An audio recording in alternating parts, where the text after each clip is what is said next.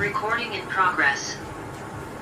إن الحمد لله نحمده ونستعينه ونستغفره ونعوذ بالله من شرور أنفسنا ومن سيئات أعمالنا من يهده الله فلا مضل له ومن يضلل فلا هادي له وأشهد أن لا إله إلا الله وحده لا شريك له وأشهد أن محمدا عبده ورسوله يا أيها الذين آمنوا اتقوا الله حق تقاته ولا تموتن إلا وأنتم مسلمون يا أيها الناس اتقوا ربكم الذي خلقكم من نفس واحدة وخلق منها زوجها وبث منهما رجالا كثيرا ونساء واتقوا الله الذي تساءلون به والأرحام إن الله كان عليكم رقيبا يا أيها الذين آمنوا اتقوا الله وقولوا قولا سديدا يصلح لكم أعمالكم ويغفر لكم ذنوبكم ومن يطع الله ورسوله فقد فاز فوزا عظيما أما بعد فإن خير الحديث كتاب الله وخير الهدي هدي محمد صلى الله عليه وسلم وشر الأمور محدثاتها وكل محدثة بدعة وكل بدعة ضلالة وكل ضلالة في النار الوافی بما فی الصحیحین صحیح بخاری اور صحیح مسلم کی احادیث پہ مشتمل ایک عظیم کتاب. اس کتاب کو کتاب کے رائٹر نے، کتاب کے مؤلف نے 10 مقاصد میں تقسیم کیا ہے. ان میں سے 9واں مقصد آج کل ہم پڑھ رہے ہیں اور وہ ہے تاریخ کے بارے میں اور ان احادیث کے بارے میں جن کا تعلق سیرت نبوی سے ہے اور جن کا تعلق فضائل و مناقب سے ہے. اس مقصد میں کئی کتب ہیں. ان میں سے دوسری کتاب ہے کتاب السیرہ، یعنی کہ نبی علیہ السلام کی سیرت کے بارے میں کتاب. اس کتاب میں کئی ایک فصلیں ہیں.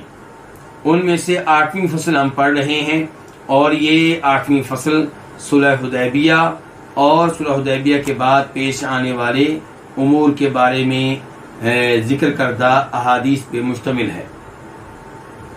اس میں کئی ایک ابواب ہیں.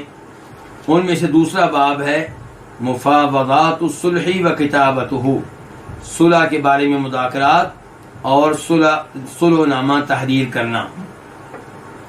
اس میں حدیث ہے 1684، لمبی حدیث ہے، طویل حدیث ہے، جسے معمر بن راشد الازدی روایت کرتے ہیں امام زہری سے.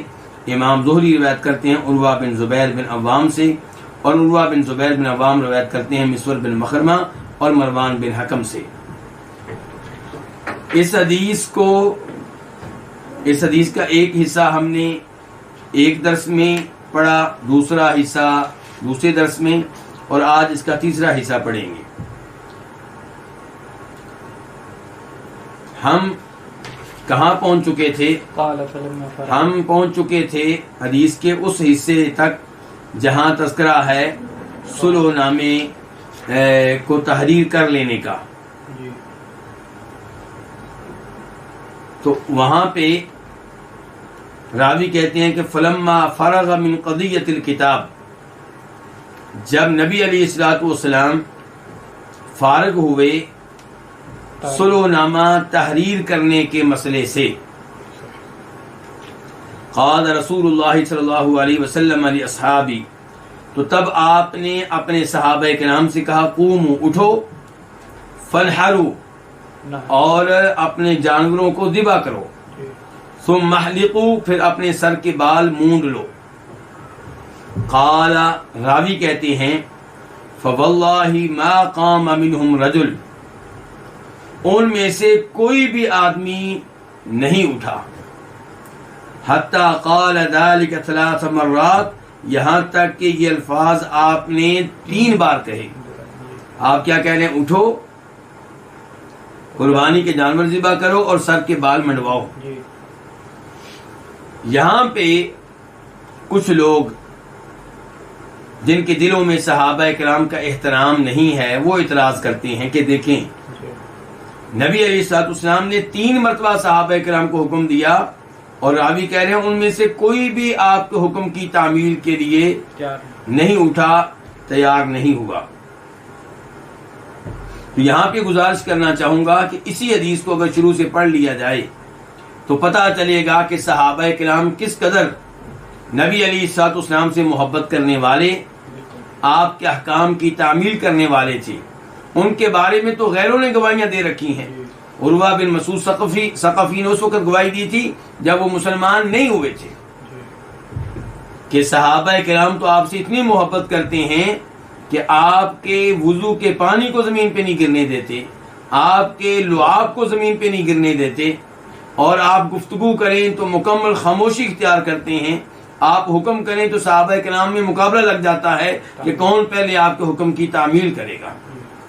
ان کے ہاں احترام یہاں تک ہے کہ وہ تو جی بھر کر آپ کو دیکھتے نہیں ہیں آپ کی تعظیم کی وجہ سے۔ تو یہ ہے صحابہ کرام۔ اور پھر یہ آپ دیکھیں کہ یہ صحابہ کرام کس لیے آئے ہیں؟ عمرہ کرنے کے لیے، طواف کرنے کے لیے، آپ کی بات مان کر، حالانکہ خطرہ موجود تھا۔ مکہ والوں نے کون سا کہا تھا کہ آؤ ہم تمہیں کچھ نہیں کہیں گے؟ مکہ والے جانی دشمن ہیں مسلمانوں کے۔ اس کے باوجود آپ کی دعوت پہ لبیک کہتے ہوئے صحابہ کرام عمرے کے لیے، طواف کے لیے تیار ہوئے ہیں اور صلح حدیبیہ میں ٹھہرے ہیں۔ اور حدیبیہ میں جب یہ افواہ پھیل گئی کہ جناب عثمان بن عفان کو مکہ والوں نے شہید کر دیا ہے، تو یہی صحابہ کرام جو عمرے کے لیے گئے تھے، طواف کے لیے گئے تھے، لڑنے کے لیے نہیں گئے تھے، آپ کے ہاتھ پہ بیعت کرتے ہیں کہ ہم عثمان کا بدلہ لیے بغیر واپس نہیں جائیں گے، جان جاتی ہے تو چلی جائے۔ تو اس پس منظر میں جب آپ ان الفاظ کو سنیں گے تو پھر آپ کو پتہ چلے گا کہ مسئلہ یہ نہیں ہے کہ صحابہ کرام آپ کے حکم کی تعمیل کرنے والے نہیں تھے۔ مسئلہ یہ ہے کہ نبی علیہ الصلوۃ والسلام نے یہ کہا تھا کہ عمرے پہ جا رہے ہیں، طواف کریں گے، تو صحابہ کرام اب دیکھ رہے ہیں کہ ہمیں یہیں پہ کہا جا رہا ہے کہ سر کے بال مونڈ دو اور اپنی قربانی کے جانور ذبح کر دو۔ اس کا مطلب یہ ہے کہ عمرہ نہیں ہوگا، طواف نہیں ہوگا، اور صلح میں بھی تحریر ہو چکا ہے کہ اس سال عمرہ نہیں بلکہ آئندہ سال عمرہ کیا جائے گا۔ تو ان حالات میں صحابہ کرام یہ توقع کر رہے تھے کہ شاید وحی نازل ہوگی اور اللہ تعالیٰ حکم دیں گے مکہ میں داخل ہونے کا اور عمرے کو مکمل کرنے کا۔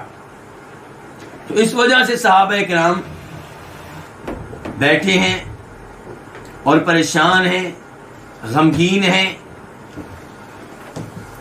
اور یہ بھی ممکن ہے کہ کسی کے ذہن میں یہ بات آئی ہو کہ نبی علیہ السلام ہمیں حکم دے رہے ہیں، ہم سے کہا جا رہا ہے کہ ہم حلال ہو جائیں، شاید خود آپ عمرہ کریں گے۔ اس کا بھی احتمال موجود تھا۔ تو بہرحال اس صورتحال میں فلما لم یقم منہم احد، جب ان میں سے کوئی بھی نہیں اٹھا تو دخل علی ام سلمہ، تو نبی علیہ السلام تشریف لے گئے ام المؤمنین ام سلمہ رضی اللہ عنہا کے پاس۔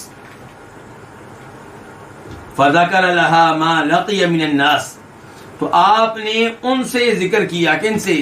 ام سلمہ سے، اس معاملے کا جس کا آپ نے سامنا کیا لوگوں کی طرف سے، ان کے میں ان سے کہہ رہا ہوں اٹھو، قربانی کے جانور ذبح کرو، سر کے بال منڈوا دو، اور یہ خاموش بیٹھی ہیں، کوئی حرکت نہیں کر رہے۔ آپ نے تذکرہ کس سے کیا؟ ام سلمہ سے۔ اس سے کیا پتا چلا کہ نبی علیہ الصلوۃ والسلام عورتوں سے نفرت کرنے والے نہیں تھے، آپ اپنی بیویوں کو احترام دینے والے تھے، ان سے مشورہ لیتے ہیں، صرف گھر کے معاملات میں نہیں، امت کے معاملات میں بھی۔ آج کئی لوگ بیویوں کو ذرا بھی حیثیت دینے کے لیے تیار نہیں ہیں، وہ بڑے فخر سے کہہ رہے ہوتے ہیں ہم نے گھر میں کبھی بیوی کے سامنے ایسی باتیں نہیں کی۔ یعنی کہ بیوی کس لیے ہے؟ صرف سالن بنانے کے لیے، کپڑے استری کرنے کے لیے؟ نہیں بھائی، ایسا نہیں ہے، وہ آپ کی شریک حیات ہے، آپ کے ساتھ زندگی گزاری، وہ آپ کو بھی سمجھتی ہے، تو جتنا اچھا مشورہ وہ آپ کو دے سکتی شاید کوئی اور نہ دے سکے۔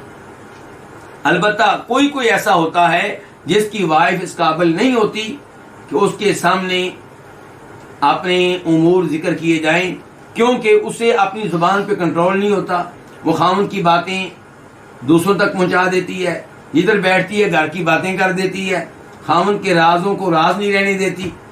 تو ایسی عورت سے اجتناب کیا جا سکتا ہے، لیکن عام طور پہ عورتیں جو مسلمانوں کی عورتیں ہوتی ہیں وہ تو خامدوں پہ جان دینے والی ہوتی ہیں اور دلی طور پہ ان کی خیر خواہ ہوتی ہیں، ان سے محبت کرنے والی ہوتی ہیں، خصوصاً وہ جو مسلمانوں میں سے دین پہ ہیں، اللہ سے ڈرنے والی ہیں، نماز روزے کا اہتمام کرنے والی ہیں۔ تو نبی علیہ السلام دیکھیں ام سلمہ سے مشورہ لے رہے ہیں۔ فقالت ام سلمہ ام سلمہ نے کہا یا نبی اللہ، اے اللہ کے نبی، اتحب ذالک، کیا آپ یہ پسند کرتے ہیں؟ یہ کیا کہ لوگ اٹھیں قربانی کے جانور ذبح کریں اور سر کے بال منڈوائیں؟ اخرج، آپ نکلیں، یعنی کہ ابھی آپ میرے پاس آئے ہیں نا تو آپ خیمے سے نکلیں، اخرج آپ نکلیں، لا تکلم احدا منہم کلمہ، آپ ان میں سے کسی سے کوئی گفتگو نہ کریں، آپ ان میں سے کسی سے کوئی گفتگو نہ کریں، حتی تنہر بدنک، آپ نکلیں یہاں تک کہ آپ اپنے قربانی کے جانوروں کو ذبح کریں، وتدعو حالقک، اور آپ سر مونڈنے والے کو طلب کریں، فیحلقک، وہ آپ کے سر کے بال مونڈ دے۔ اس سے کیا پتا چلا؟ اس سے پتا چلا کہ عمل کریں آپ اپنے اقوال پہ، لیکن فی الحال جو میں کہنا چاہتا ہوں وہ کیا ہے کہ صحابہ کرام کا یہ مسئلہ نہیں تھا کہ وہ آپ کے حکم کی تعمیل نہیں کرنا چاہتے، لیکن غمگین ہیں، پریشان ہیں، کعبہ میں طواف کی نیت سے آئے ہیں، کعبہ کا طواف کی نیت سے آئے ہیں، عمرہ کرنے کی نیت سے آئے ہیں، ان کے خواب جو ہیں وہ ٹوٹ گئے ہیں، اور پھر جو صلح میں شرائط رکھی گئی ہیں وہ بھی ان کی ظاہری عقل کے لحاظ سے یعنی کہ مسلمانوں کے حق میں نہیں ہیں، تو یہ پریشان سے ہیں۔ پھر ان کے سامنے ابو جندل کو بھی واپس کر دیا گیا ہے جو بھیڑیوں میں جھگڑا ہوا آیا تھا۔ تو یہ سارے امور ہیں، ابھی سوچوں میں پڑے ہوئے ہیں، ان کو سمجھ نہیں آ رہی ہو کیا رہا ہے۔ تو ام سلمہ کہنا چاہتی ہیں کہ آپ جب خود یہ کام کریں گے تو صحابہ کرام آپ کے نقش قدم پہ چلیں گے۔ تو اس سے کیا پتا چلا؟ اگر صحابہ کرام نبی علیہ السلام کی بات ماننے والے نہ ہوتے تو پھر آپ عمل بھی کر لیں تو صحابہ کرام آپ کے نقش قدم پہ نہیں چلیں گے، لیکن جب اللہ کے رسول ذبح کریں گے تو صحابہ کرام کے لیے معاملہ کیا ہو جائے گا؟ ہلکا ہو جائے گا، ان کے لیے عمل کرنا آسان ہو جائے گا۔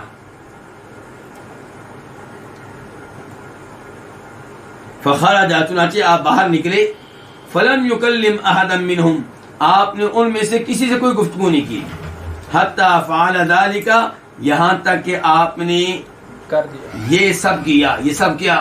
نہر کی اور بال، ہاں، اونٹ ذبح کیے اور سر کے بال منوائے، بلکہ تفصیل آگے خود راوی ذکر کر رہے ہیں کہ نہر ابودنا ہو، آپ نے اپنے اونٹ جو ہے انہیں ذبح کیا، ودعا حالقہ، اور سر کے بال مونڈنے والے کو بلایا، فحلقہ، اس نے آپ کے سر کے بال مونڈ دیے۔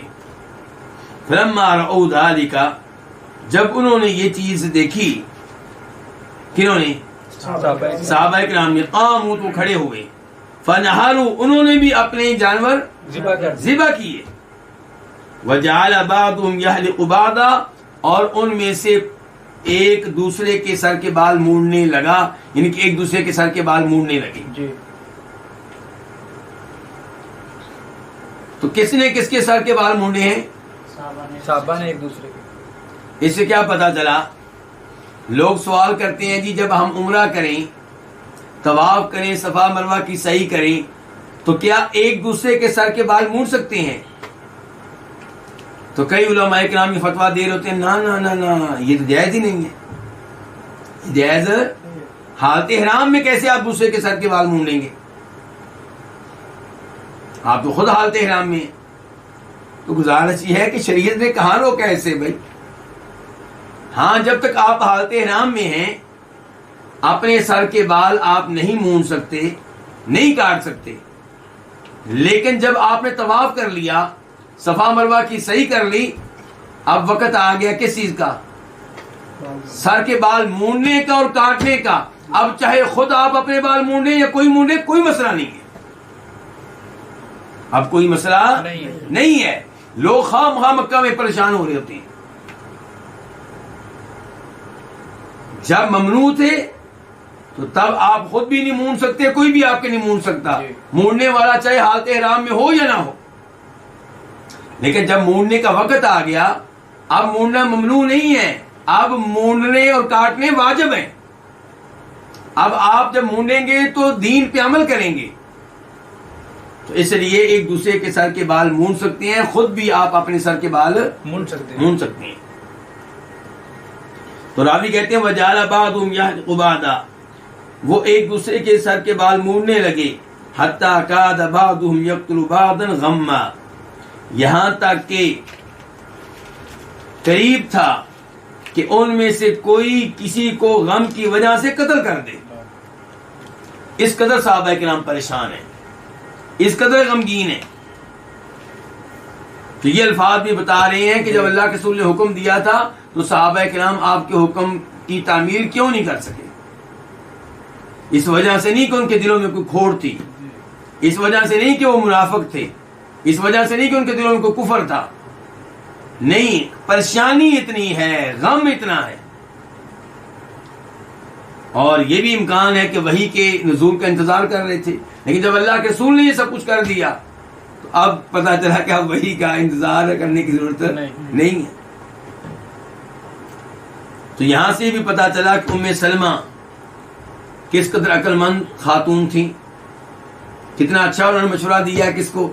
نبی علیہ الصلوۃ والسلام کو۔ اور اب ہم کہیں گے اس سے پتہ چلا کہ بہت دفعہ عمل جو ہے وہ قول سے زیادہ مؤثر ہوتا ہے، عمل قول سے زیادہ مؤثر ہوتا ہے، اور اس داعی اور اس عالم دین کی تبلیغ میں زیادہ اثر ہوگا جو ان باتوں پہ خود عمل کرنے والا ہوگا جن باتوں کا دوسروں کو حکم دے رہا ہے۔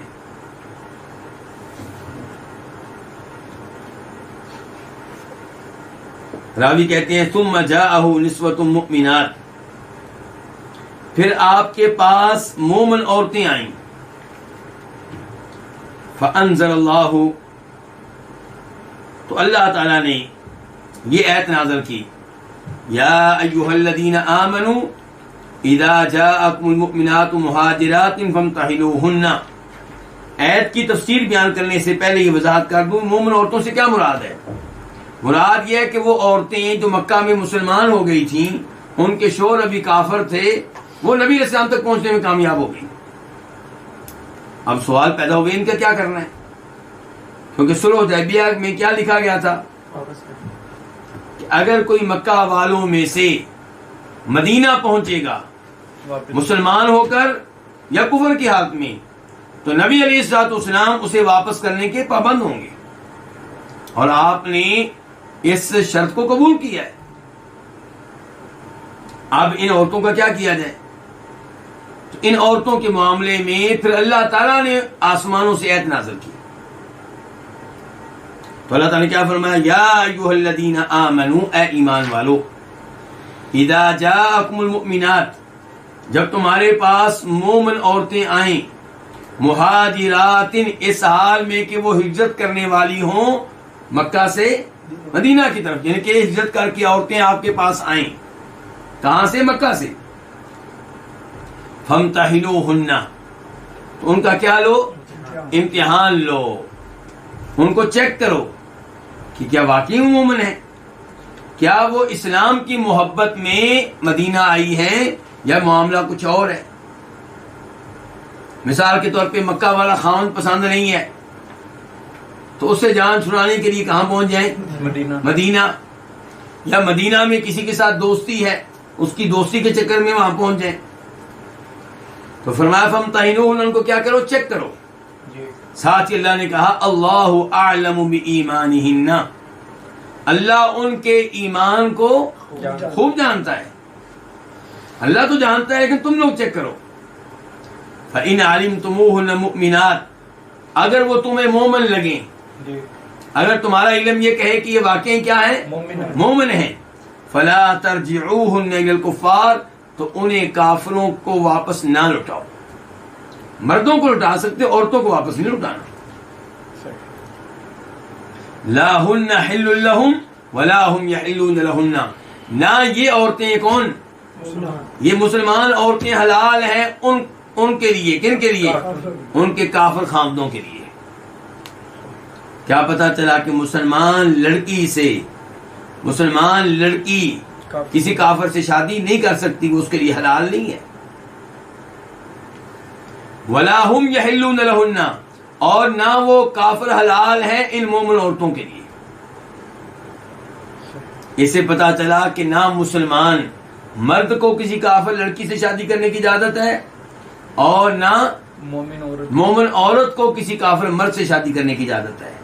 البتہ دوسری ایسے یہ پتا چلتا ہے کہ مسلمان مرد کسی عیسائی لڑکی یا یہودی لڑکی سے شادی کر سکتا ہے، لیکن وہاں پہ بھی اللہ نے شرط لگائی ہے کہ وہ یہودی اور عیسائی لڑکی آوارہ نہ ہو، بدکار نہ ہو، پاک دامن ہو. یہ وہ شرط ہے جس کو مسلمان بھول جاتے ہیں.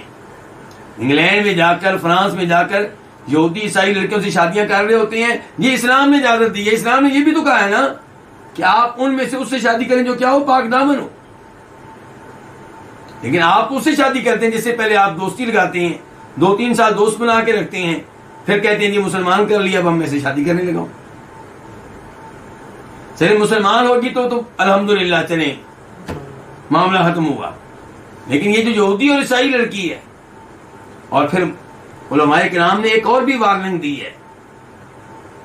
اسلام نے اجازت دی ہے آپ کو یہودی عیسائی لڑکی سے شادی کریں. کیوں؟ کیونکہ وہ آپ کے متحد ہوگی، اولاد پہ آپ کا کنٹرول ہوگا.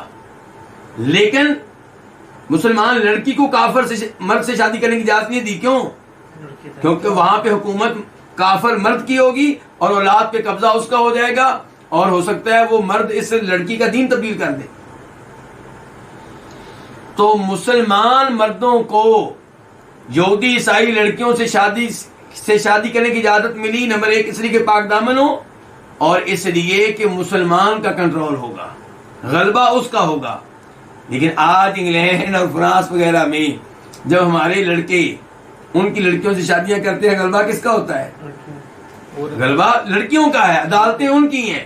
جب بعد میں طلاق ہوتی ہے، عدالت فیصلہ کرتی ہے کہ لڑکی ادھر رہے گی، آپ اس کو واپس اپنے مسلمان ملک میں نہیں لے جا سکتے.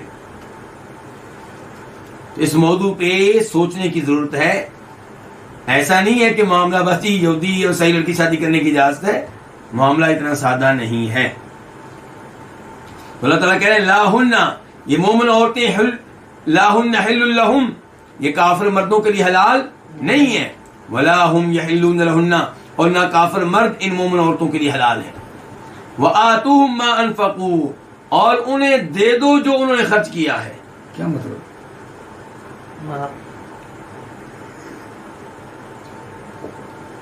یہ مومن عورتیں مکہ سے مدینہ آ گئی ہیں، ہم لوگ کو چھوڑ آئی ہیں، بالکل ان سے حساب کتاب بھی کر کے نہیں آئی، طلاق بھی لے کر نہیں آئی. طلاق لینے کی تو ضرورت بھی نہیں ہے. کیوں؟ یہ ہوگی مسلمان، وہ ہے کافر، رشتہ ٹوٹ گیا. تو اب وہ نکاح برقرار نہیں رہے گا الا یہ کہ وہ بھی مسلمان ہو جائے اس کے کہیں اور شادی کرنے سے پہلے.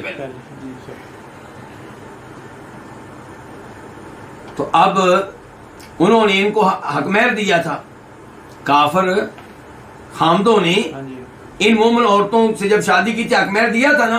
اللہ تعالیٰ کہتے ہیں وآتوہم ما انفقوا، ان کو دو جو انہوں نے خرچ کیا ہے. اسلام کا انصاف دیکھیے. مومن عورت کو تو واپس نہیں بھیجا جائے گا، لیکن جو انہوں نے خرچہ کیا ہے اس کے اوپر، جو حق مہر دیا تھا، وہ واپس بھیجا جائے گا.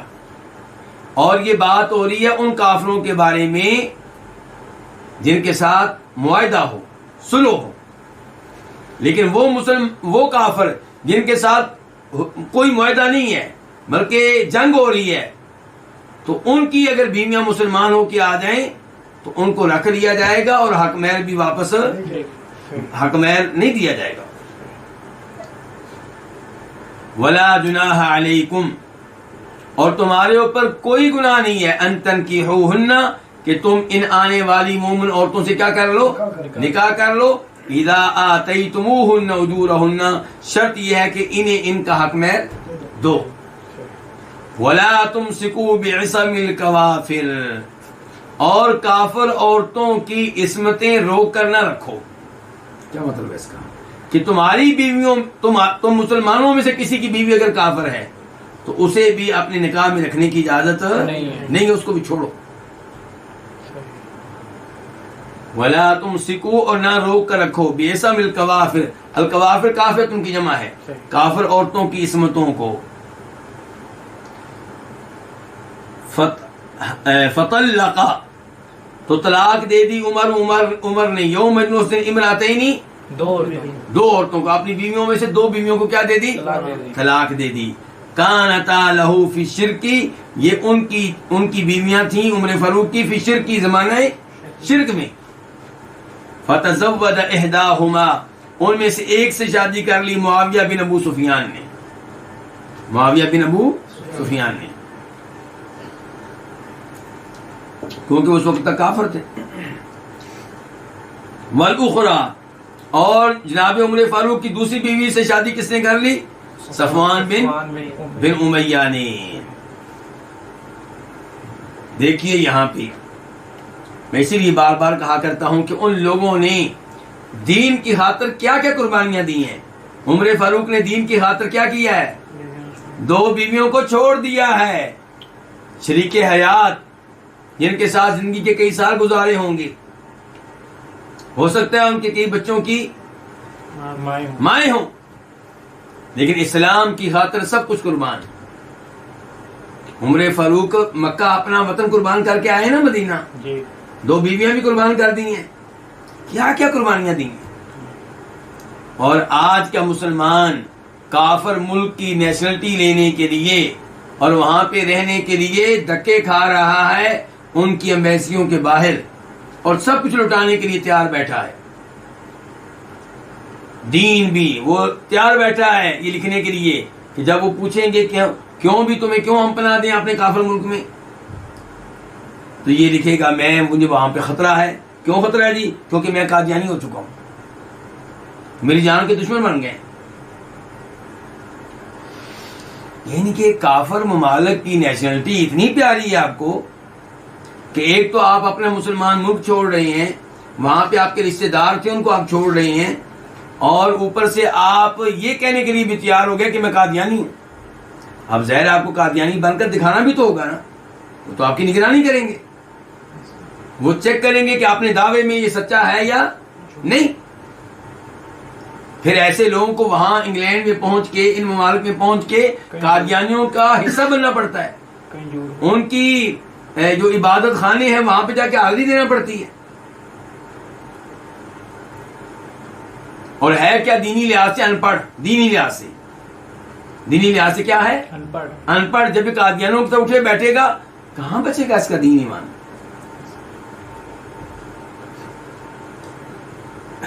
اللہ ہمارے ان مسلمان بھائیوں اور بہنوں کی دین کی حفاظت فرمائے جو غیر مسلم ممالک میں رہتے ہیں. میں فی الحال گفتگو کر رہا ہوں ان کے بارے میں جو جانے کی کوشش کر رہے ہیں، اور جا کہاں سے رہے ہیں؟ مسلمان ملک سے.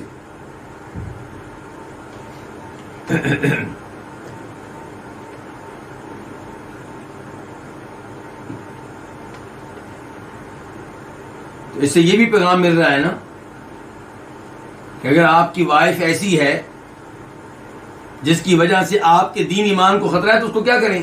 چھوڑ دیں.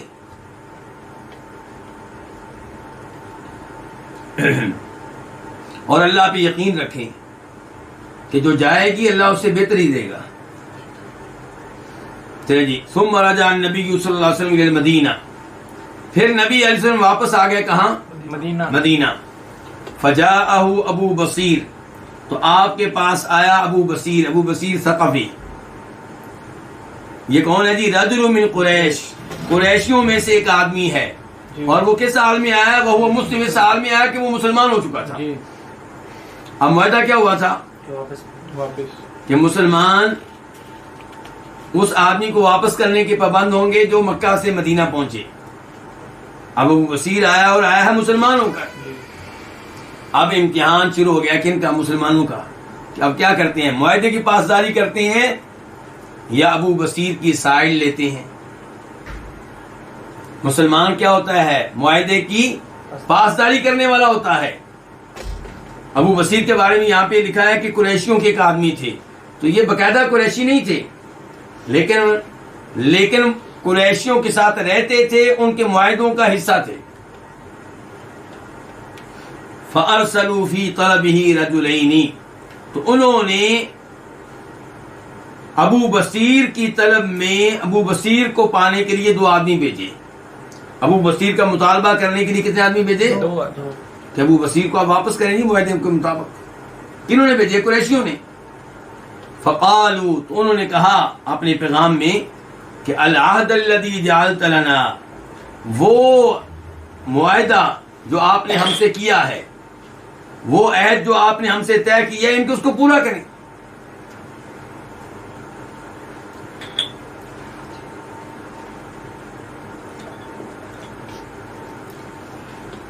فدفعه الى الرجلين، تو نبی علیہ الصلوۃ والسلام نے ابو بصیر کو ان 2 آدمیوں کے حوالے کر دیا. کس کو؟ مسلمان کو. کن کے؟ کافروں کے حوالے کیا. آج اگر ایسا کوئی مسلمان حکمران کرے تو ہم فتویٰ کیا لگاتے ہیں؟ غدار. ایسے ہی ہے نا بھئی. جب معاہدہ ایک ہے کہ معاہدے کے بغیر پریشر میں آ کے آپ ان کے حوالے کریں، ان کے حوالے کرنا بنتا نہیں ہے. ایک یہ ہے کہ جو معاہدے آپ کے ان کے درمیان ہوئے ہیں، ان کے اعتبار سے یہ ضروری قرار پاتا ہے کہ آپ اس مسلمان کو ان کے حوالے کریں. تو دیکھیں اللہ کے سننے والے کی ہے.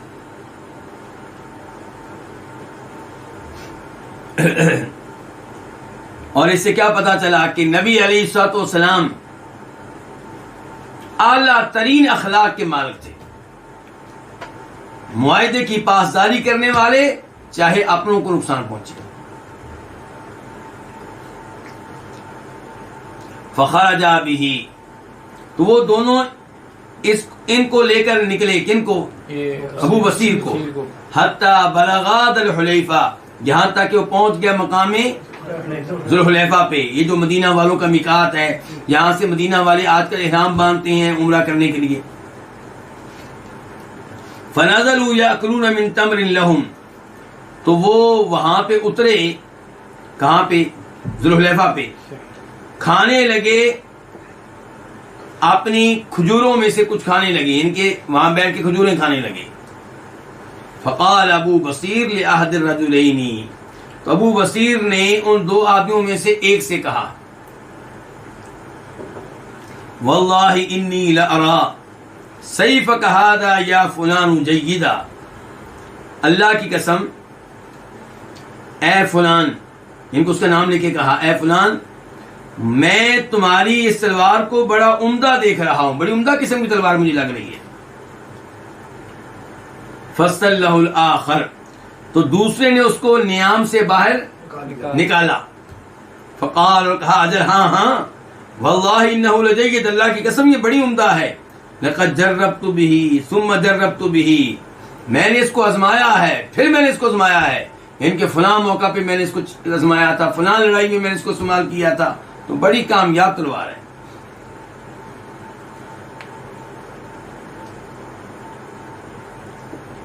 فقال ابو بصیر، ابو بصیر نے کہا ارینی انظر الیہ، مجھے دکھائیں میں اس کو چیک کروں، میں بھی اس کو دیکھوں. فامکنہ منہ، تو اس آدمی نے ابو بصیر کو اس تلوار پہ قبضہ دے دیا.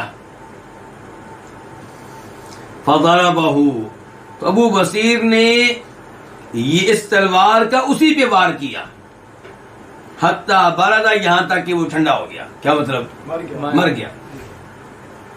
اس کے بارے میں کیا کہتے ہیں آپ؟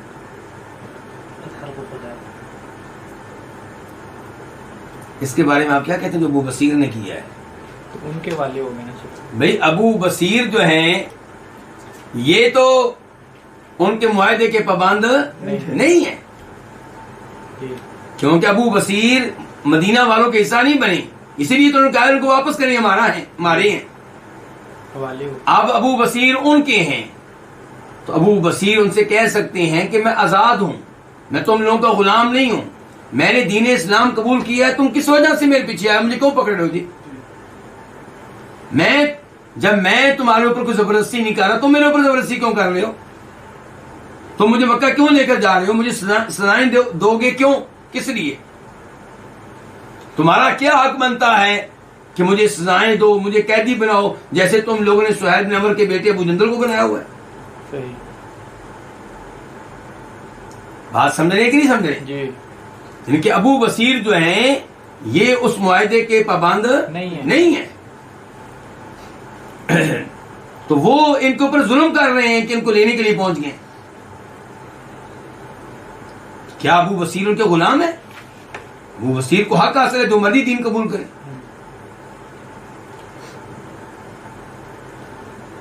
مفر الآخر، اور دوسرا باغ کھڑا ہوا، ایک قتل ہو گیا، دوسرا حتی اتل مدینہ، اور مدینہ کی طرف، مکہ کی طرف نہیں گیا، یہاں تک کہاں آ گیا؟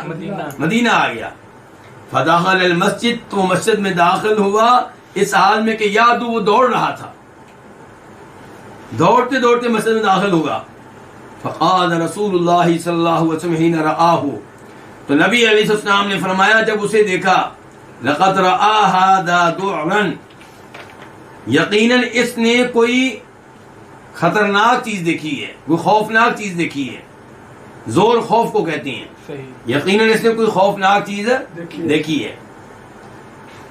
فلما انتہا الی النبی صلی اللہ علیہ وسلم، جب وہ پہنچا نبی علیہ السلام کے پاس، قال، کہنے لگا، قتل واللہ صاحبی، اللہ کی قسم میرا ساتھی قتل ہو چکا، وانی لمقتول، اور بے شک میں بھی قتل ہونے والا ہوں. یعنی کہ میں بھی اس آدمی سے بچ نہیں پاؤں گا، میرے پیچھے لگا ہوا یہ. فجاء ابو بصیر، تو پیچھے پیچھے کون پہنچ گئے؟ ابو بصیر بھی آ گئے. فقال، کہنے لگے، یا نبی اللہ، اے اللہ کے نبی، قد واللہ اوف اللہ ذمتک، اللہ کی قسم یقیناً اللہ نے آپ کے عہد کو پورا کر دیا. کیا مطلب؟ قد رددتنی الیہم، آپ نے مجھے ان کے حوالے کر دیا تھا، آپ نے مجھے ان کی طرف واپس کر دیا تھا.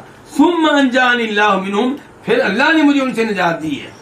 یعنی کہ اب آپ نے یہ کام نہیں کرنا، یعنی کہ اللہ کے رسول آپ نے اپنا معاہدہ پورا کیا، وہ تو اب اللہ نے مجھے ان سے نجات دی ہے. قال النبی صلی اللہ علیہ وسلم، تو فرمایا نبی علیہ الصلوۃ والسلام نے، ویل امہ، اس کی ماں کی ہلاکت ہو، مثال ہر بن، لڑائی کی آگ ہے یہ لڑائی کو بھڑکانے والا ہے. یہ لڑائی کی کیا ہے؟ یہ آگ ہے. لڑائی کی آگ کو یہ بھڑکانے والا ہے، یہ خود لڑائی کی آگ ہے. لو کان لہ احد، اگر اس کا کوئی ہو، یعنی کہ اگر اس کے ساتھ کوئی اور مل جائے، یہ تو آگ لگا دے گا. یہ کیا کرے گا؟ آگ لگا دے گا.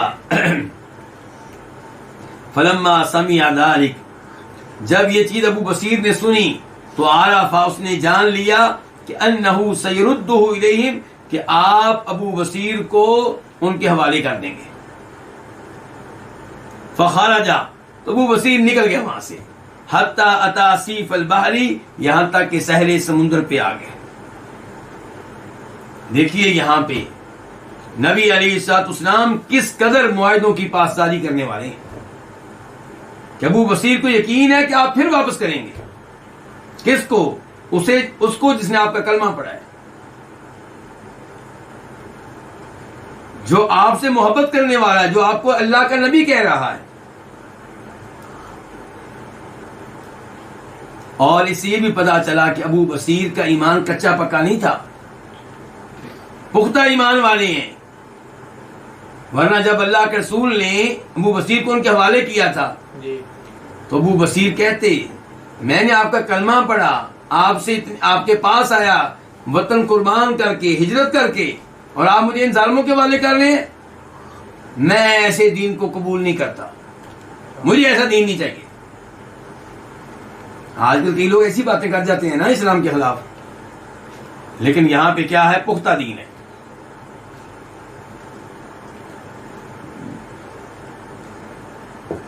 اور پھر ابو بصیر کی استقامت دیکھیے، دین پہ پختگی دیکھیے. تو اس کی بات عبرت حاصل کریں وہ لوگ جو چند ازمائشوں کی وجہ سے دین چھوڑنے کے لیے تیار ہو جاتے ہیں اور اللہ رب العزت پہ شکوے کرنے لگ جاتے ہیں. ابو بصیر نے تو کوئی شکوہ نہیں کیا کہ یا اللہ میں تیری خاطر مکہ سے مدینہ ہجرت کر کے آیا، مجھے ان کے والے کیا، میں نے ان کو اس آدمی کو قتل کیا، جان چھڑائی، پھر مجھے ان کے والے کرنے لگے ہیں. جاؤں تو کہاں جاؤں، جاؤں تو کہاں جاؤں. لیکن وہ جو ہے نا، اقبال نے کیا کہا تھا؟ ہم تو مائل بھی کرم ہے کوئی سائل ہی نہیں، راہ دکھائیں کسی کو راہ روی منظر ہی نہیں. والذین جاہدوا فینا لنہدینہم سبلنا، جو ہماری راہ میں کوشش کرے، محنت کرے، ہم اس کے لیے راستہ بناتے ہیں. ومن یتق اللہ یجعل لہ مخرجا، جو اللہ سے ڈرے اللہ اس کے لیے کوئی راستہ بناتا ہے. آپ دیکھیں یہ ابو بصیر بیچارے نکلے ہیں وہاں سے اور کہاں پہ آ گئے؟ ساحل سمندر پہ. جی ساحل سمندر پہ وہاں کو ہوٹل بنا ہوا تھا، کچھ بھی نہیں، بے یار و مددگار، اکیلا آدمی. ان کی جگہ پہ کوئی اور ہوتا تو دوبارہ کافر بن کے مکہ پہنچ جاتا آرام سے اپنے گھر میں واپس. ان سے کہتا چلو جی مجھ سے غلطی ہوگی معاف کرو، بس ٹھیک ہے کہانی ختم کرو. لیکن دیکھیے ساحل سمندر پہ آ گئے ہیں، آپ ایک نئی دنیا بنانی ہے. کیا مستقبل ہوگا کچھ پتا نہیں، گھر کہاں پہ کچھ پتا نہیں، بیوی بچے کچھ پتا نہیں، بس ایک اللہ پہ توکل ہے. بس ساحل سمندر پہ آ گئے، اور ساحل سمندر پہ جس جگہ آئے اس کو کہتے ہیں عیس. عیس آج بھی اسی نام سے جگہ موجود ہے. جی ہاں. قال راوی کہتے ہیں کہ وَيَنْفَلِتُ مِنْهُمْ ابو جندل ابن سہیل، اور ان سے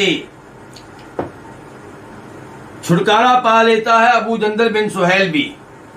یعنی کہ ابو بصیر کے بعد ابو جندل بن سہیل بھی آ جاتا ہے. جانتے ہیں نا ابو جندل کون ہے؟ یہ سہیل بن عمر کا بیٹا جس نے معاہدہ کیا تھا اللہ کے رسول کے ساتھ، اور یہ مکہ سے نکل کر حدیبیہ پہنچا تھا، بیڑیوں میں جھگڑا ہوا تھا، کئی یعنی کہ سزائیں بھگت چکا تھا، کئی تکلیفیں برداشت کر چکا تھا، اور اب اس امید پہ آیا تھا کہ مسلمان مجھے بھی اپنے ساتھ لے جائیں گے.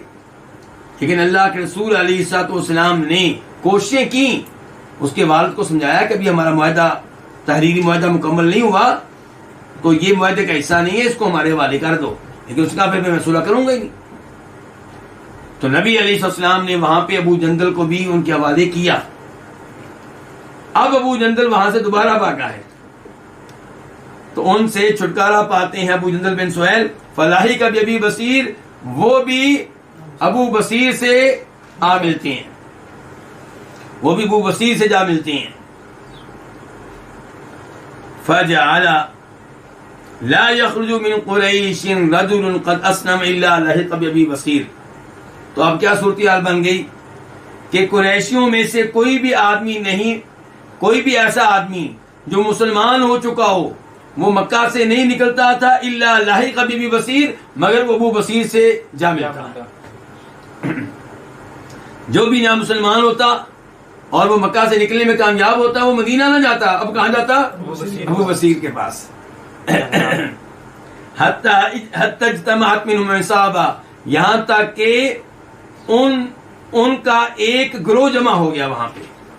ساحل سمندر پہ ایک گروہ جمع ہو گیا. اب کیا ہوا جی؟ یہ ہے کہ اللہ تعالیٰ راستہ بناتے ہیں، اللہ تعالیٰ راستہ بناتے ہیں، لیکن ازمائشیں آتی ہیں. آج لوگ سمجھتے ہیں کہ جناب میں نے مثال کے طور پہ اللہ کی خاطر بینک کی نوکری چھوڑی ہے سود کی، تو اللہ تعالیٰ فوری طور پہ مجھے 2 لاکھ کی 5 لاکھ کی کوئی حلال کی نوکری دیں، پھر میں چھوڑوں گا. بلکہ یہ عجیب بات ہے. صحابہ کرام پہ کتنی ازمائشیں آئی ہیں، توکل، کتنی پریشانیاں آئی ہیں. فواللہ ما يسمعون بعیر خرجت لقریش من الشام الا تعرضوا لها. اللہ کی قسم وہ نہیں سنتے تھے کون نہیں سنتے تھے؟ یہ ابو بصیر ان کے ساتھی، صحیح. یہ نہیں سنتے تھے کسی ایسے قافلے کے بارے میں جو نکلا ہو مکہ سے شام کی طرف ہو، اور قافلہ کن کا؟ قریشیوں کا. تو یہ لوگ نہیں سنتے تھے قریشیوں کے کسی ایسے قافلے کے بارے میں جو شام کے لیے نکلا ہو، الا اعترضوا لها، مگر اس کے سامنے آ جاتے، اس کو پکڑتے، اس پہ حملہ آور ہوتے. یہ جائز تھا دین کے لیے؟ معاہدے سے نکل گئے. بھئی وہ بھی تو ان کی جان کے دشمن بنے ہوئے ہیں نا. جی. ان کو مدینہ نہیں جانے دے رہے، ان کی وجہ سے یہ تنگ ہو کے بیٹھے ہوئے ہیں ساحل سمندر پہ، اور انہوں نے ان کو تکلیفیں اور سزائیں دی ہیں. ابو جندل کو کتنی سزائیں دی تھی، بالکل. اور اگر ابو بصیر ان کے ہاتھ آ جاتے تو سزائیں تو ان کو بھی ملنی تھی. ہاں جی. دونوں تو اس لیے دشمنی ہے، جنگ ہے، کوئی معاہدہ تو نہیں ہے. اچھا جی، تو اس قافلے کے سامنے آتے، فقتلوہم، ان کو قتل کرتے، واخذوا اموالہم، اور ان کے اموال کو لے لیتے. فارسلت قریش الی النبی صلی اللہ علیہ وسلم، تو قریشیوں نے نبی علیہ الصلوۃ والسلام کو پیغام بھیجا، تناشدہ باللہ والرحم، وہ آپ کو اللہ اور رشتہ داری کا واسطہ دے رہے تھے. پیغام میں قریشی آپ کو اللہ اور رشتہ داری کا واسطہ دے کے کیا کہتے تھے؟ لما ارسل، کہ واسطہ دے کے کہتے تھے کہ آپ پیغام بھیجیں. آپ کیا کریں؟ پیغام بھیجیں. پیغام کن کو بھیجیں؟ ابو بصیر اور ان کے ساتھیوں کو. فمن اتاہ، تو جو آپ کے پاس آ جائے، فہو آمن، تو وہ امن میں ہوگا. یعنی کہ ہم مطالبہ نہیں کریں گے کہ آپ واپس کریں، یعنی کہ بجائے اس کے کہ یہ الگ وہاں پہ اپنا ٹھکانہ بنائیں، ان کی وجہ سے تمہارا تجارتی راستہ جو ہے وہ خطرے میں پڑ گیا ہے. تو انہوں نے کہا کہ آپ ان کو اپنے پاس مدینہ میں بلا لیں، ہماری جان چھوڑیں. فمن اتاہ، تو جو آپ کے پاس آ جائے ان میں سے مسلمان ہو کر، فہو آمن، وہ ہماری طرف سے امن میں رہے گا، ہم اس کا مطالبہ نہیں کریں گے. فارسل النبی صلی اللہ علیہ وسلم الیہم، تو نبی علیہ الصلوۃ والسلام نے انہیں پیغام بھیجا. جی.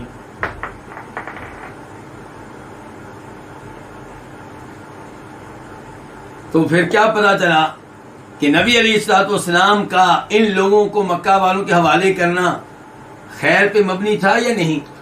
خیر پہ مبنی. اللہ تعالیٰ کے ہر کام میں حکمت ہوتی ہے. فانزل اللہ، تو اللہ تعالیٰ نے تب یہ آیت نازل کی، کیا ہے جی؟ کہ وَهُوَ الَّذِي كَفَّ أَيْدِيَهُمْ عَنْكُمْ، سورۃ الفتح، کہ اللہ وہی ہے جس نے ان کے ہاتھ تم سے روکے اور تمہارے ہاتھ ان سے روکے مکہ کی وادی میں.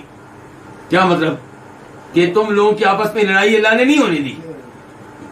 اللہ یعنی کہ حدیبیہ کے موقع پہ اللہ وہی ہے جس نے ان کے ہاتھ تم سے روکے، تمہارے ہاتھ ان سے روکے مکہ کی وادی میں، من بعد ان اظفرکم علیہم، بعد اس کے کہ اللہ نے تمہیں ان پہ کامیابی دی، تمہیں کامیابی ان پہ مل گئی تھی، پھر بھی اللہ نے لڑائی نہیں ہونے دی. وکان اللہ بما تعملون بصیرا، اور اللہ تعالیٰ ان اعمال سے جو تم کر رہے ہو انہیں خوب دیکھنے والا ہے.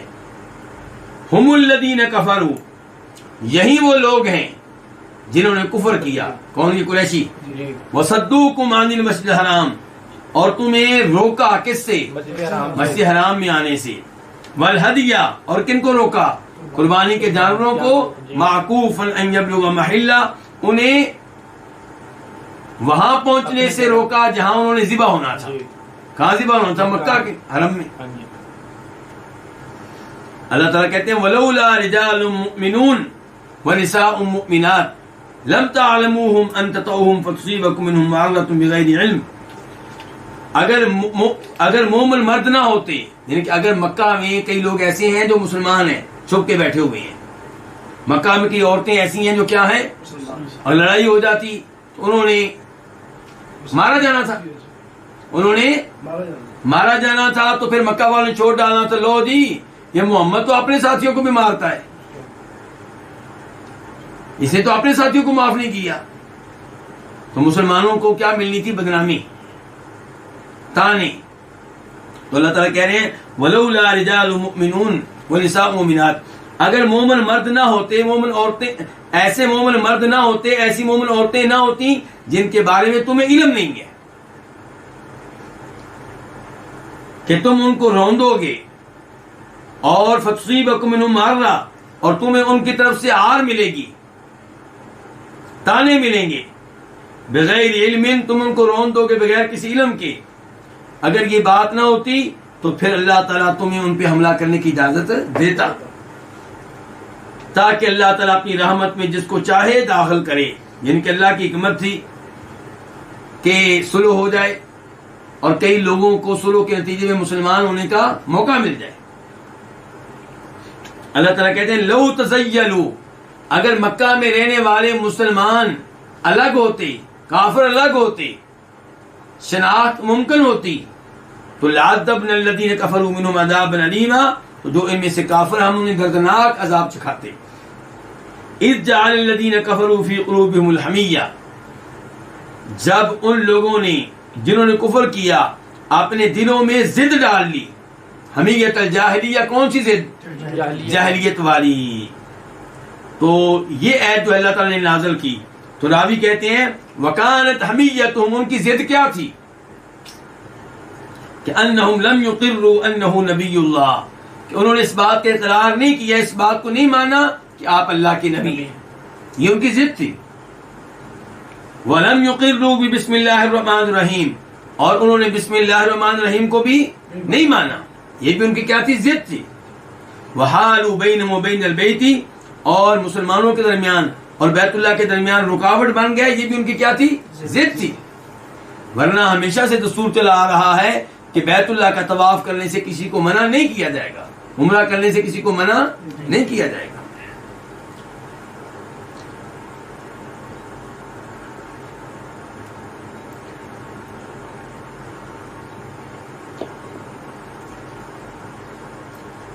باب نمبر 3، باب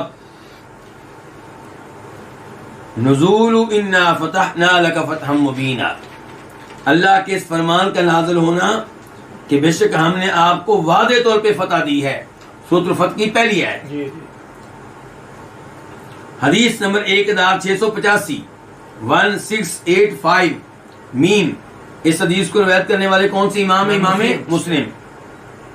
عن انس بن مالک قال، روایت ہے جناب انس بن مالک سے، وہ کہتے ہیں لما نزلت، جب یہ آیت نازل ہوئی، انا فتحنا لک فتحا مبینا، بے شک ہم نے آپ کو واضح طور پہ فتح دی ہے، لیغفر لک اللہ ما تقدم من ذنبک وما تأخر، تاکہ یہ لام عاقبت کی ہے، تاکہ انجام کیا نکلے، نتیجہ کیا نکلے اس فتح کا، تاکہ اللہ تعالیٰ آپ کے لیے بخش دے جو آپ کے گناہ گزر چکے ہیں وہ بھی، اور جو بعد میں ہوں گے وہ بھی، وَيُتِمَّ نِعْمَتَهُ عَلَيْكَ، اور تاکہ اللہ تعالیٰ آپ پہ اپنی نعمت کو پورا کر دے، وَيَهْدِيَكَ صِرَاطًا مُسْتَقِيمًا، اور تاکہ اللہ تعالیٰ آپ کو سیدھے راستے پہ چلائے، وَيَنْصُرَكَ اللَّهُ نَصْرًا عَزِيزًا، اور تاکہ اللہ تعالیٰ آپ کو مضبوط قسم کی نصرت دے۔ هُوَ الَّذِي أَنزَلَ السَّكِينَةَ فِي قُلُوبِ الْمُؤْمِنِينَ، اللہ وہی ہے جس نے مومنوں کے دلوں میں کیا نازل کیا؟ سکینت۔ لِيَزْدَادُوا إِيمَانًا مَعَ إِيمَانِهِمْ، تاکہ وہ اپنے سابقہ ایمان کے ساتھ مزید ایمان میں بڑھ جائیں۔ وَلِلَّهِ جُنُودُ السَّمَاوَاتِ وَالْأَرْضِ، اور اللہ ہی کے لیے ہے آسمانوں اور زمین کے لشکر۔ وَكَانَ اللَّهُ عَلِيمًا حَكِيمًا، اور اللہ تعالیٰ خوب علم رکھنے والا ہے، کمال حکمت والا ہے۔ اللہ تعالیٰ نے سکینت کیوں نازل کی؟ لِيُدْخِلَ الْمُؤْمِنِينَ وَالْمُؤْمِنَاتِ، تاکہ اللہ تعالیٰ مومن مردوں کو اور مومن عورتوں کو داخل کرے، فی جنات، ایسے باغات میں، تجری من تحتها الانہار، جن کے نیچے سے نہریں چلتی ہوں گی، خالدین فیہا، ان میں وہ ہمیشہ رہیں گے، وَيُكَفِّرَ عَنْهُمْ سَيِّئَاتِهِمْ، اور تاکہ اللہ ان کے گناہ مٹا ڈالے، وَكَانَ ذَلِكَ عِنْدَ اللَّهِ فَوْزًا عَظِيمًا، اور یہ اللہ کے ہاں بہت بڑی کامیابی ہے۔ تو یہ آیت انس بن مالک کہتے ہیں جب یہ آیتیں نازل ہوئیں مرجعہ من الحدیبیہ آپ کی حدیبیہ سے واپسی کے موقع پہ وہم یخالطہم الحزن والکآبہ جبکہ غم اور دکھ مسلمانوں پہ طاری تھا. کیونکہ جب یہ آیتیں نازل ہوئیں حدیبیہ کی واپسی کے موقع پہ اور صورتحال یہ تھی کہ مسلمان غمگین اور دکھی تھے. وقد نہر الہدی بالحدیبیہ اور جب کہ آپ حدیبیہ کے مقام پہ ہی قربانی کے جانور ذبح کر چکے تھے. فقالا تو تب آپ نے کہا, یہ فقالا کہ کیا مطلب ہے کہ جب یہ آیتیں نازل ہوئیں حدیبیہ کی واپسی کے موقع پہ اور مسلمان غمگین تھے اور حدیبیہ پہ ہی جانور ذبح کر چکے تھے اللہ کے رسول, فقالا تو تب آپ نے کہا لقد انزلت علی آیۃ میرے اوپر ایک آیت نازل ہوئی ہے, ہی احب الی من الدنیا جمیعا یہ مجھے ساری دنیا سے بڑھ کر محبوب ہے. کیوں جی؟ کیونکہ اس میں فتح کی خوشخبری ہے. تو آپ کہہ رہے ہیں میرے اوپر ایک آیت نازل ہوئی ہے, یہ آیت مجھے ساری دنیا سے زیادہ محبوب ہے. تو یہ حدیث بتا رہی ہے کہ کب یہ آیت نازل ہوئی, انا فتحنا لک فتحا مبینا. تو اللہ کہہ رہے ہیں ہم نے آپ کو فتح دے دی ہے. تو اس سے کیا پتا چلا کہ پھر فتح سے مراد کون سی فتح ہے؟ صلح حدیبیہ. تو حدیبیہ کی صلح جو ہے یہ فتح ہے بہت بڑی. اس جو بنیاد بنی بعد میں کس کی؟ فتح مکہ کی.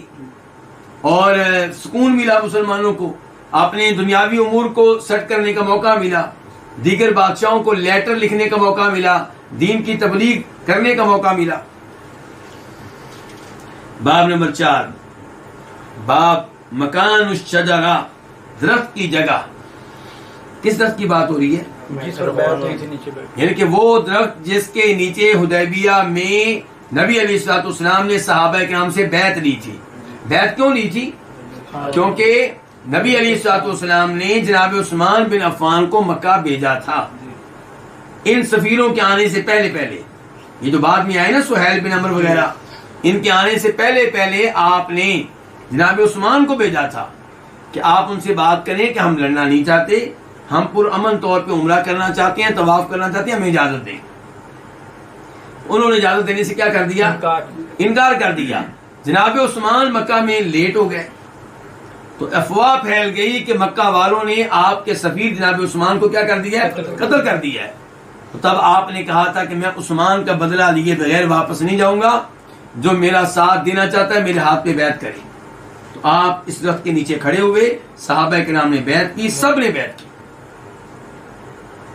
تو اس درخت کی جگہ کون سی ہے اس بارے میں یہ باب ہے. حدیث نمبر کیا؟ 1686 1686 قاف. قاف کا مطلب کیا؟ اس حدیث کے روایت کرنے پہ اتفاق ہے کس کس کا؟ امام بخاری کا اور امام مسلم کا. عن سعید بن المسیب عن ابیہ, روایت ہے سعید بن مسیب سے, وہ روایت کرتے ہیں کس سے؟ اپنے والد سے. قال وہ کہتے ہیں, والد مسیب بن حزن وہ صحابی ہیں اور سعید جو ہے یہ تابعی ہیں. تو باپ کہتے ہیں صحابی لقد رأیت الشجرہ, میں نے اس درخت کو دیکھا تھا. کب؟ جب بیعت کی تھی. ثم اتیتها بعد, پھر اس کے پاس بعد میں آیا. فلم اعرفها, میں اس کو پہچان نہیں سکا. کون نہیں پہچان سکے؟ صحابی جنہوں نے بیعت کی اس کے نیچے. آج جب ہمارے لوگ حج عمرے کے لیے جاتے ہیں اور مثال کے طور پہ بقیع قبرستان میں بھی پہنچتے ہیں تو وہاں پہ لوگ کہتے ہیں جی بتاؤ ہمیں یہ قبر کس کی ہے, وہ قبر کس کی ہے.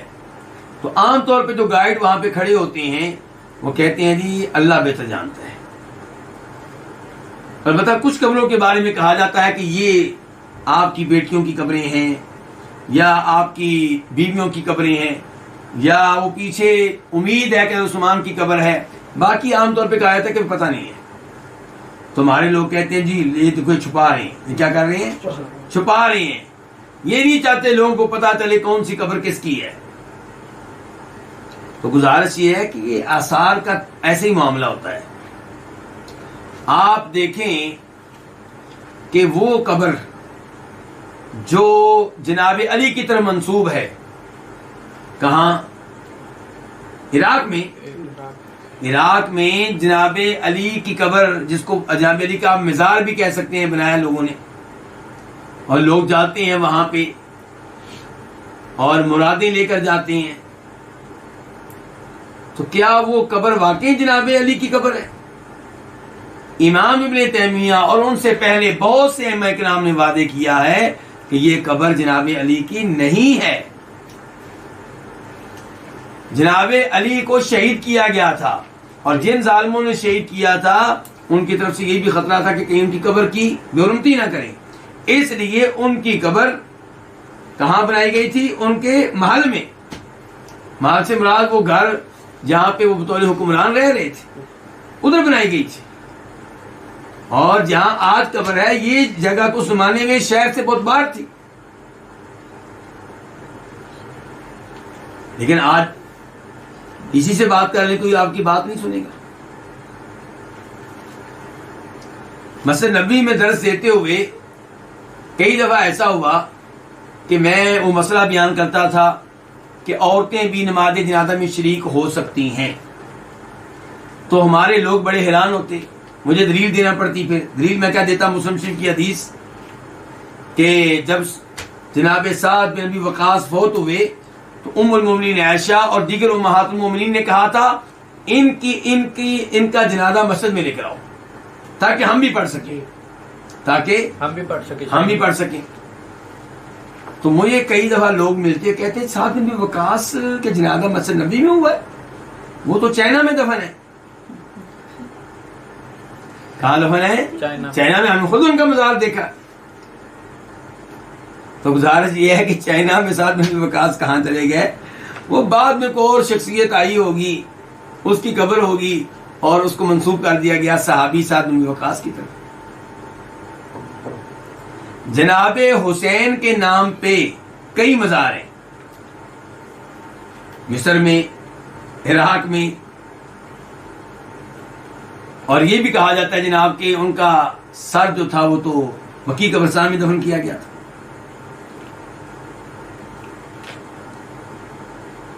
تو اس لیے کہنا چاہتا ہوں کہ یہ جو ہے کہ اچھا، بلکہ یہاں پہ میں یہ بات بھی بتا دوں، آپ مسجد نبوی میں چلے جائیں، جس کو کہتے ہیں اصحاب صفہ کا چبوترا، وہ جگہ اصحاب صفہ تو مسجد میں رہتے تھے، مسجد سے باہر نہیں رہتے تھے.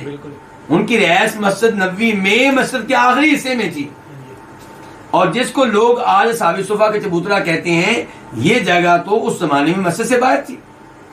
کیونکہ آپ غور سے دیکھیں تو وہ نبی علیہ السلام کی بیویوں کے حجروں کی ان کی سیدھ میں ہے. تو حجرے مسجد کے اندر تھے کہ باہر تھے؟ باہر تھے. تو یہ چبوترا والی جگہ بھی باہر تھی. اور پھر آپ یہ بتائیں کہ اصحاب صفہ کتنے ہوا کرتے تھے؟ جی 70 کا تذکرہ آتا ہے کئی روایات میں. اب 70 لوگ اس چبوترے میں پورے آ جاتے تھے؟ بھائی 70 لوگوں نے سونا ہے، لیٹنا ہے، اور لیٹنا بھی کھل کے ہے. یہ نہیں ہے کہ ان کے پاس زمین کی کوئی کمی ہے تو جناب والا وہ ایک دوسرے کے ساتھ جوڑ کے لیٹیں. لیکن آج آپ جائیں، سب مانتے ہیں کہ یہ اصحاب صفہ کا چبوترا ہے، غلط ہے. تو اب آپ کہیں گے اصحاب صفہ کا چبوترا پھر کون سا ہے؟ بھائی ہم کہیں گے کہ مسجد نبوی کا آخری حصہ، جو اللہ کے رسول کے زمانے میں مسجد نبوی تھی، اس کا آخری حصہ جو تھا ادھر وہ رہتے تھے. کوئی ادھر لیٹ گیا، کوئی ادھر لیٹ گیا، کوئی ادھر لیٹ گیا. لیکن لوگوں کو وہ گائیڈ پیارا لگتا ہے کون سا؟ جو کہے یہاں پہ ابو بکر لیٹتے تھے اس جگہ، اور جو میرے جیسا کہے جی ادھر کہیں بس یہ اندازہ ہے جی یہ جگہ، کہتے اس بیچارے کو نہیں پتا کسی بات کا، اس بیچارے کو کسی بات کا نہیں پتہ ہی نہیں ہے. لوگوں کو وہ گائیڈ پسند آتے ہیں مدینہ میں جو کہے جی ہم آپ کو مدینہ میں 100 مقامات کی زیارت کروائیں گے. یہاں پہ آپ کی اونٹنی کا پاؤں لگا تھا، یہاں پہ آپ کا دانت گرا تھا، اس جگہ پہ. اس کے بعد راوی کہتے ہیں، اس کے بعد کتاب کے مؤلف کہتے ہیں وفی روایت لہما، اور ان دونوں کی ایک روایت میں ہے، کن دونوں کی؟ بخاری مسلم کی، عن طارق ابن، آگے کیا آپ کی کتاب میں؟ طارق ابن عبداللہ، ہاں تو یہاں پہ ہونا چاہیے ان طارق ابن عبد الرحمن، عبداللہ کی جگہ پہ کیا ہونا چاہیے؟ عبد الرحمن، طارق بن عبد الرحمن البدلی الکوفی، کہ طارق بن عبد الرحمن بدلی کوفی سے روایت ہے، قال، وہ کہتے ہیں انطلقت حاجن، میں نکلا حج کرنے والا بن کر، یعنی کہ حج کرنے کے لیے میں نکلا، فمررت بقوم یصلون، میں کچھ لوگوں کے پاس سے گزرا، وہ کیا کر رہے تھے؟ نماز پڑھ رہے تھے، قلت ما هذا المسجد، میں نے کہا یہ کون سی مسجد ہے؟ قالوا هذه الشجرہ، انہوں نے کہا یہ کون سی مسجد ہے؟ درخت والی، یعنی کہ جہاں درخت تھا اس جگہ پہ بنی ہوئی مسجد ہے۔ حیث بایا رسول اللہ صلی اللہ علیہ وسلم بیعت رضوان، یہ وہ جگہ ہے جہاں اللہ کے رسول نے بیعت کی تھی، بیعت رضوان لی تھی۔ کون سی بیعت لی تھی؟ جس کو کیا کہتے ہیں؟ بیعت رضوان۔ رضوان کا مطلب کیا ہوتا ہے؟ رضامندی، یعنی کہ یہ وہ بیعت ہے جس کے نتیجے میں اللہ نے یہ اعلان کیا تھا کہ بیعت کرنے والوں پہ میں راضی ہو چکا، لقد رضی اللہ عن المؤمنین اذ یبایعونک تحت الشجرہ، اس کو بیعت رضوان کہتے ہیں۔ تو یہ وہ جگہ ہے جہاں اللہ کے رسول نے بیعت رضوان لی تھی، تو انہوں نے وہاں پہ کیا بنا دی تھی؟ مسجد۔ فاتیت سعید بن المسیب، یہ طارق بن عبد الرحمن کہتے ہیں کہ میں سعید بن مسیب کے پاس آیا تو میں نے ان کو بتایا، فقال سعید، تو سعید کہنے لگے حدثنی ابی، مجھے بتایا تھا میرے والد نے، وہ کون؟ مسیب، کہ انہو کانا، کہ بے شک وہ تھے، فی من، ان لوگوں میں، با یا رسول اللہ، جنہوں نے اللہ کے رسول کی بیعت کی تھی، تحت شجرہ، درخت کے نیچے۔ قال المسیب، مسیب نے کہا تھا، میرے والد نے کہا تھا کہ فلما خرجنا من العام المقبل، جب ہم آئندہ سال نکلے، کس کام کے لیے؟ عمرے کے لیے، تو انسیناہا، ہمیں وہ جگہ بلا دی گئی، ہمیں وہ جگہ بلا دی گئی، فلم نقدر علیہا، ہم اس جگہ پہ قدرت نہیں پا سکے، وہ جگہ ہمیں نہیں ملی، وہ درخت ہمیں نہیں ملا۔ فقال سعید، تو سعید کہتے ہیں کس سے؟ طارق بن عبد الرحمن سے، انہوں نے بتایا نا کہ میں نے صورتحال دیکھی ہے، وہاں پہ مسجد بنی ہے، لوگ نماز پڑھتے ہیں، تو سعید نے کہا میرے والد صاحب نے تو یہ باتیں کی تھی۔ والد صاحب کے اقوال بتانے کے بعد کہتے ہیں سعید، ان اصحاب محمد صلی اللہ علیہ وسلم لم یعلموها، کہ بے شک نبی علیہ السلام کے صحابہ کرام اس درخت کو معلوم نہیں کر سکے، اس کو جان نہیں سکے، وعلمتموها انتم، اور تم لوگوں نے اس درخت کو پہچان لیا، جان لیا ہے، فانتم عالم، پھر تم تو زیادہ علم والے ہو گئے، کہ جن صحابہ کرام نے اس درخت کے نیچے بیعت کی تھی وہ اس کو پہچان نہیں سکے، تم لوگوں نے پہچان لیا، پھر تو تم زیادہ علم والے نکلے۔ تو یہ ہے جی درخت کا معاملہ، اور جناب عمر فاروق نے اس درخت کو کٹوا دیا تھا جس کے بارے میں ان کے زمانے میں مشہور ہو گیا تھا کہ یہ وہ درخت ہے۔ اور امام ابن ابی شیبہ روایت کرتے ہیں اپنی کتاب المصنف میں کہ جناب عمر فاروق ایک دفعہ مکہ مدینہ کے سفر میں تھے، راستے میں ایک جگہ نماز پڑھی، نماز کے بعد دیکھا لوگ بھاگ کے کسی جگہ جا رہے ہیں، پوچھا لوگوں سے کہاں جا رہے ہیں یہ؟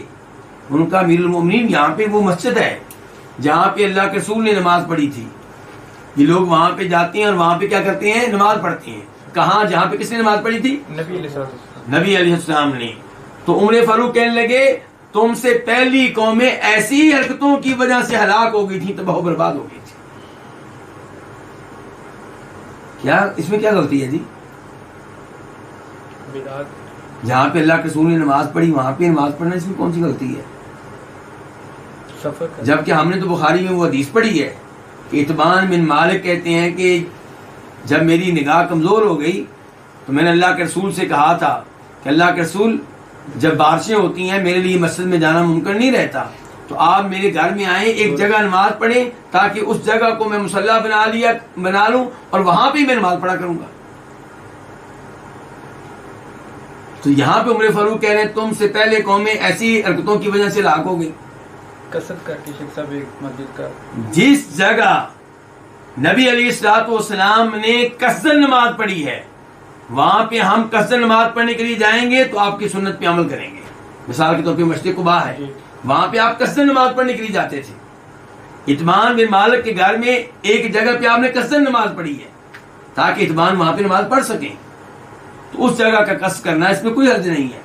لیکن جہاں پہ آپ نے نماز پڑھی ہے اتفاقاً قصدن نہیں, جی مکہ مدینہ کے سفر ہے جدھر وقت ہو گیا ادھر نماز پڑھ لی آپ نے, اس جگہ کو آپ نے اہمیت نہیں دی, اور ہم اس جگہ پہ نماز پڑھیں قصدن جہاں پہ آپ نے اتفاقاً نماز پڑھی ہے, یہ غلط ہے. عمر فاروق نے کہا تم سے پہلی قومیں ایسی حرکتوں کی وجہ سے ہلاک ہو گئیں, انہوں نے اپنے انبیاء کی نشانات قدم کو عبادت خانے بنا لیا علیہم الصلوۃ والسلام.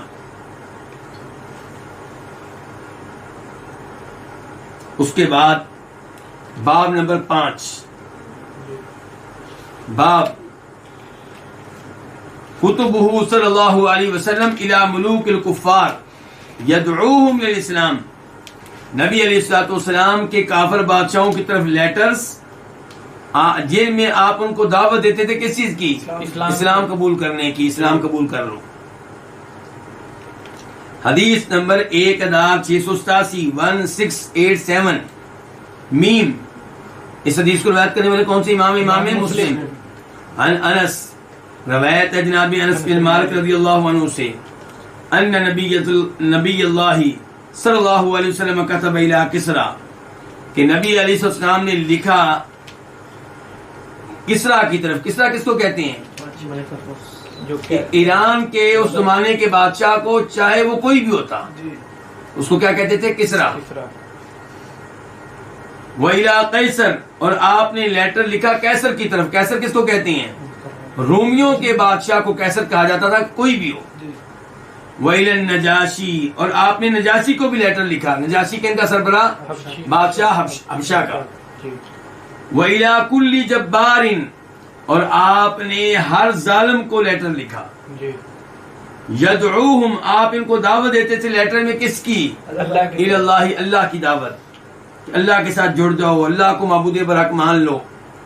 ولیس بالنجاشی الذی صلی علیہ النبی, اس نجاشی سے مراد وہ نجاشی نہیں ہے جس کی نبی علیہ السلام نے نماز جنازہ ادا کی تھی, بلکہ یہ وہ نجاشی ہے جو اس کے بعد آیا تھا, اس کے فوت ہو جانے کے بعد جو بادشاہ بنا اس کو بھی آپ نے لیٹر لکھا تھا.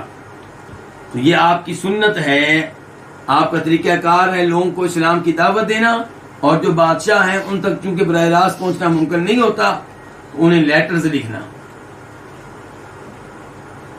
آپ نے حجت قائم کر دی, وہ بات مانے نہ مانے آپ نے حجت ان پہ قائم کر دی. روز قیامت عذر پیش نہیں کر سکیں گے کہ ہمیں پتہ نہیں چلا تھا کہ محمد آ چکے ہیں, ہمیں پتہ نہیں چلا تھا کہ نیا دین آ چکا ہے صلی اللہ علیہ وسلم. حدیث نمبر 1688 خا. اس حدیث کو روایت کرنے والے کون سے امام ہیں؟ بخاری. امام بخاری. عن ابن عباس, روایت ہے کس سے؟ عبداللہ ابن عباس سے, ان رسول اللہ صلی اللہ علیہ وسلم بعث بکتاب الی کسرا, کہ نبی علیہ السلام نے اپنا لیٹر بھیجا کس کی طرف؟ کسرا کی طرف. اپنا خط آپ نے بھیجا کسرا کی طرف.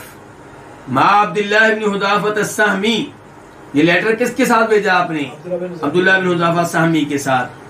فامرہ, تو آپ نے انہیں حکم دیا کن کو؟ عبداللہ بن حذافہ السہمی کو, کہ ان یدفعوا, کہ وہ یہ لیٹر پہنچا دیں کس تک؟ الی عدیم البحرینی, بحرین کے گورنر تک, بحرین کے حکمران تک. فدفعوا عدیم البحرین الی کسرا, تو اس کو پہنچا دیا بحرین کے گورنر نے کہاں تک پہنچا دیا؟ کسرا تک. فلما قرأہ, جب اس نے اس لیٹر کو پڑھا تو مزق, اس کو ٹکڑے ٹکڑے کر دیا, ریزہ ریزہ کر دیا, پھاڑ ڈالا. فحسبت, میرا یہ گمان ہے. یہ کون کہہ رہا ہے فحسبت میرا گمان ہے؟ یہ راوی یہ امام زہری کہہ رہے ہیں. کون کہہ رہے ہیں؟ امام زہری کہہ رہے ہیں کہ میرا گمان ہے کہ ان ابن المسیب قال, کہ سعید بن مسیب نے کہا فدعا علیہم رسول اللہ صلی اللہ علیہ وسلم، تو نبی علیہ السلام نے ان کے خلاف بد دعا کی. کن کے خلاف؟ یہ روم کے بعد کسرا اور اس کے ساتھیوں کے خلاف آپ نے بد دعا کی کہ ان یمزقوا کل ممزق، کہ انہیں ریزہ ریزہ کر دیا جائے، انہیں پھاڑ ڈالا جائے، انہیں ٹکڑے ٹکڑے کر دیا جائے. یعنی کہ جیسے انہوں نے نبی علیہ السلام کے لیٹر کو ٹکڑے ٹکڑے کیا، آپ نے کہا کہ اے اللہ تو ان کو ٹکڑے ٹکڑے کر دے. اور پھر ایسا ہی ہوا. جو اس زمانے کا سربراہ تھا کسرا، جس نے آپ کے لیٹر کو کیا کیا تھا؟ پھاڑا تھا. اس کو اس کے اپنے بیٹے نے قتل کیا. لیکن اس نے اس کو کیسے کیا تھا؟ قتل اس طریقے سے کیا تھا کہ فوری طور پہ قتل نہیں ہوا. اس نے جان نکلنے سے پہلے یہ کیا کہ اس کا جو تھا دواخانہ، اس کے گھر میں اسٹور تھا بادشاہ کے گھر میں، جہاں حکیموں کی دوائیاں پڑی ہوئی تھیں، معجونیں پڑی ہوئی تھیں. تو ایک معجون پہ اس نے لکھوا دیا کہ اس میں طاقت، یعنی کہ یہ شادی کی طاقت کے لیے یہ مفید ہے. اس کو معلوم تھا کہ میرا بیٹا جو ہے اس میں دلچسپی لے گا. اس میں اس نے زہر رکھوایا تھا تاکہ جیسے میرا بیٹا مجھے مار رہا ہے، میں مرنے والا ہوں، یہ بھی مرے. تو ایسا ہی ہوا، خود مر گیا. آپ اس کا بیٹا مال کا مان گیا، پورے مال کا ہر چیز کا. تو اس نے جائزہ لیا. جب اس تک پہنچا کہ جناب یہ تو شادی کی قوت کے طور پہ مفید ہے، تو اس نے یہ چیز کھائی اور اس میں کیا تھا؟ زہر. وہ بھی مر گیا. پھر ان لوگوں نے، ان کو کوئی اور ملا نہیں جو بادشاہ بن سکے، انہوں نے پھر اس خاندان کی ایک لڑکی کو بادشاہ بنایا تھا. تو پھر کہا تھا نبی علیہ السلام نے کہ لن یفلح قوم ولوا امرهم امرأة، وہ قوم کبھی کامیاب نہیں ہو سکتی جو اپنا سربراہ کسی عورت کو بنا لیں. تو اللہ رب العزت سے دعا ہے اللہ تعالیٰ ہمیں نبی علیہ السلام کی احادیث سمجھنے کی توفیق دے، اور اللہ تعالیٰ اس معاملے میں ہمیں استقامت دے. اللہ ہم سب کو اخلاص دے. اور یہ جو آئندہ حدیث ہے، چونکہ لمبی حدیث ہے، اس لیے اس کا انشاءاللہ آئندہ درس میں آغاز کریں گے. آغاز کیا؟ آغاز بھی ہوگا، اختتام بھی ہوگا انشاءاللہ. امید ہے کہ آئندہ درس میں یہ حدیث مکمل ہو جائے گی. اللہ رب العزت سے دعا ہے کہ اللہ تعالی ہمیں مرتے دم تک طالب علم بنا کر رکھے. وآخر دعوانا الحمدللہ رب العالمین.